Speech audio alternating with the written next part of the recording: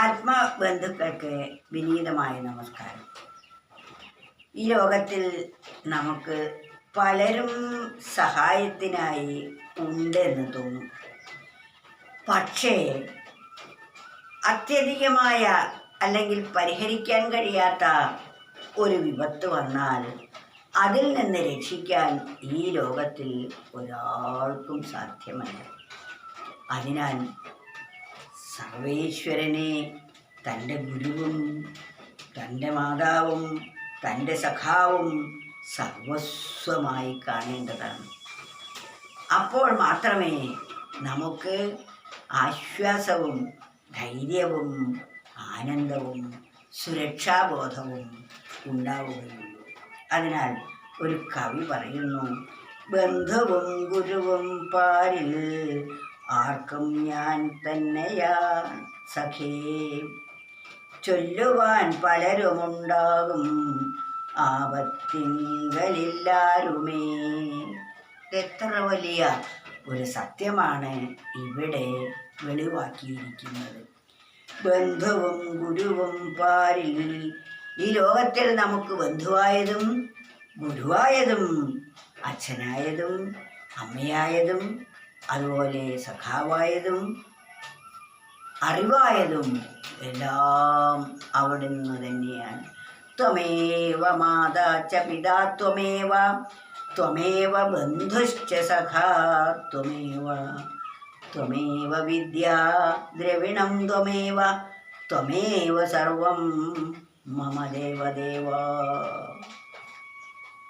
ആ ദേവദേവൻ മാത്രമാണ് നമുക്ക് സഖാവായതും അച്ഛനായതും അമ്മയായതും സുഹൃത്തായതും ദ്രവ്യമായതും എല്ലാം ഗുരുവായി വർത്തിക്കുന്നതും അവിടുന്ന് തന്നെയാണ്. അച്ഛൻ്റെ രൂപത്തിൽ നമ്മെ സംരക്ഷിക്കുന്നതും അമ്മയുടെ രൂപത്തിൽ ഗർഭം ധരിച്ച് പ്രസവിച്ചതും ആ സർവേശ്വരൻ തന്നെയാണ്.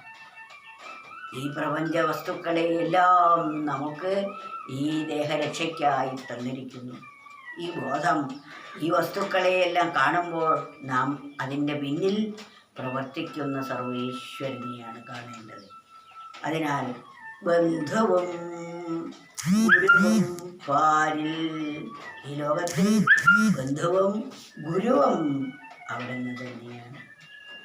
ആർക്കും ഞാൻ തന്നെയാം സഖേ, അല്ലയോ സഖേ, ബന്ധുവായിരിക്കുന്നതും ഗുരുവായിരിക്കുന്നതും അച്ഛനായിരിക്കുന്നതും അമ്മയായിരിക്കുന്നതും ഭഗവാൻ മാത്രമാണ്. എല്ലാവർക്കും, എനിക്ക് മാത്രമല്ല എല്ലാവർക്കും ഗുരുവായിരിക്കുന്നതും അവിടുന്നാണ്. ചൊല്ലുവാൻ പലരുമുണ്ടാകും, പറയാൻ നമുക്ക് പല ആളുകളെയും ഉണ്ടാകും. പക്ഷേ പ്രവർത്തിക്കാൻ അവർക്കാർക്കും സാധിക്കുകയില്ല. ചൊല്ലുവാൻ പലരുമുണ്ടാകും, അവർക്ക് അച്ഛനുണ്ട്, അമ്മയുണ്ട്, ഭാര്യയുണ്ട്, ഭർത്താവുണ്ട്, ധനുണ്ട്, എല്ലാം ധാരാളം രാഷ്ട്രീയ നേതാക്കന്മാരുണ്ട്, എല്ലാം ഡോക്ടറുണ്ട്, ഒക്കെ ഉണ്ട് ഉണ്ട് ഉണ്ട് എന്ന് നമ്മൾ പറയും. പക്ഷേ അതാണ്, ചൊല്ലുവാൻ പലരുമുണ്ടാകും ആപത്തിങ്കലില്ലാരുമേ. ആപത്ത് വരുമ്പോൾ ഇവരാരുമില്ല, അവരെല്ലാവരും കൈകെട്ടി നോക്കി നിൽക്കുക മാത്രമേ ചെയ്യൂ. മരുന്ന് കയറാതാകുമ്പോൾ ഡോക്ടർ പറയും, ഇനി ഒന്നും ചെയ്യാനില്ല, കൊണ്ടുപോയിക്കോളൂ, ബന്ധുക്കളെയൊക്കെ കാണിച്ചോളൂ എന്ന് പറയും. ഇഷ്ടമുള്ളതൊക്കെ തിന്നാൻ കൊടുത്തോളാൻ പറയും. തിന്നാൻ കഴിയണ്ടേ? അതുപോലെ തനിക്ക് വേണ്ടപ്പെട്ടവരെല്ലാം വന്ന് കയ്യും കെട്ടി നോക്കി നിൽക്കും.